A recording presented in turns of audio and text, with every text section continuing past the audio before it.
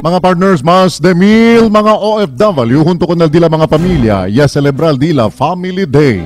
Na report di Jenny Rose Papang Francisco. Report del Pueblo.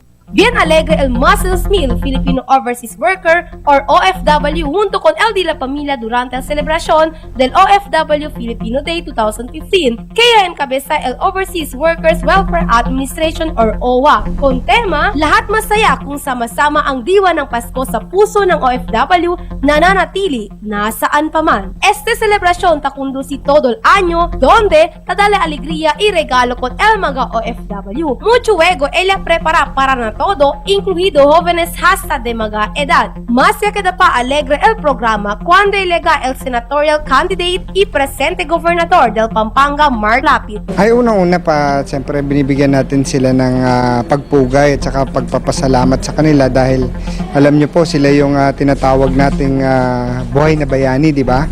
At alam naman natin sila yung pinaka number one na talagang contributor natin when it comes to our economy, GDP natin.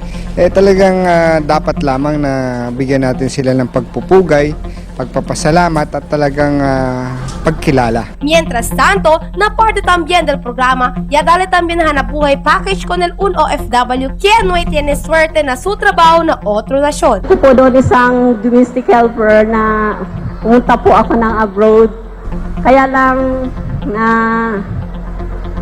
pinapatrabaho ako sa isang bedridden, 7 years na po na papautos sa akin na pa-inject ng insulina na natatakot po ako, nag-run away po ako. Esta es una manera del OWA para darle alegría con el entero familia del Overseas Filipino Worker or OFW quien está aquí de Zamboanga City.